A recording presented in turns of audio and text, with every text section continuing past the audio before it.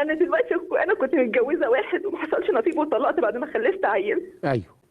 وكانت حياتي صعبه قبل الجواز مع اب واخ على 5 بنات، فالاخ كان بيضرب. والحمد لله احنا كنا متماسكين انا واخواتي، في منه اللي ما اتجوزش، وانا قلت لا اتجوز راجل يخلي باله مني.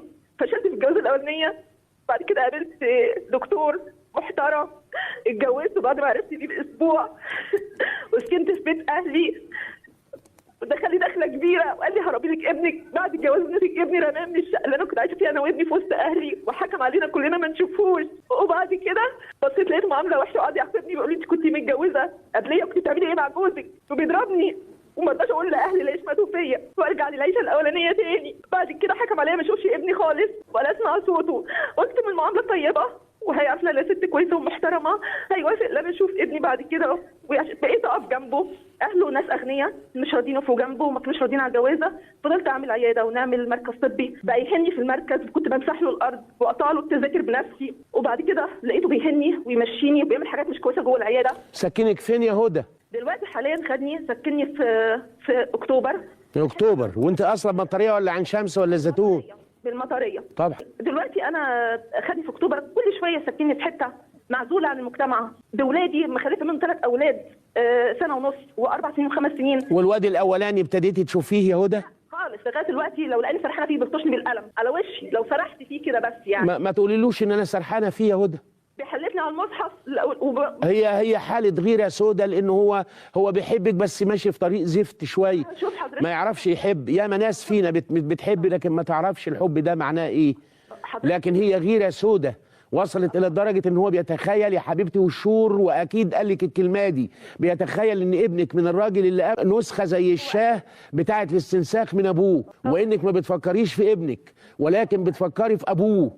طب حضرتك دلوقتي راح مقعدني من شغلي وعزلني عن اهلي واهله، ممنوع اشوف اهلي ولا اصحابي، ممنوع اتكلم في التليفونات، لو لقيت تليفوني مشغول بيعذبني، سني في حته ماليش جيران. وبعدين بيروح سايبنا وماشي، قاعد بره في شغله بالشهر 2-3 شهور، وبعدين بيجي لي بيأذي في المستشفيات، بيعمل زنا وسرقه وبيعمل بلاوي، ولو عرفت بيعذبني بيقول لي يا الله لا تقول لحد هرش عليك ميه نار، انا اهلي في الحكومه، احنا ناس اغنياء. وبعدين مقعدني على البلاط، ممنوع يجيب لي عشان عمال يصرف فلوسه في زرع وعمال ويتداين، وكل شويه يداين يقفلوا لي على الباب وهو مش موجود وما رضاش يكلمهم. يعني بيتصرف تصرفات. ولادي سمات توحد 4 سنين، الولد مش راضي يعالجه والبنت عندها صوت قلب مش متابعها 1.5 سنة، والبنت اللي في المدرسه في كيجي مش عارفه اروحها، لو في مشكله مش عارفه اروح اشوفها. وانت جايبه منه 3 بنات يا هدى؟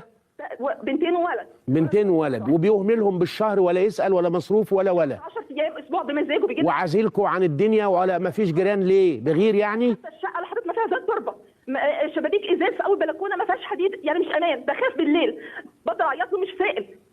هو اتجوز ولا حاجه؟ لا بس بيقول لي انا تبع الديانه اللي بتحلل الزنا. تبع الديانه؟ مفيش ديانه بتحلل الزنا. انا علماني. انا يقول لي علماني، وعلماني مش ديانه، هي علماني مع الاسف مش مفهومه. لان علماني نسبه الى العلم اساسا، احنا فهمناها على انها قله ادب. انا صيام ما بنصومش رمضان، مفيش صيام رمضان، عليا شهور كتير مش عارفين نصوم. الصلاه بيتريق علينا.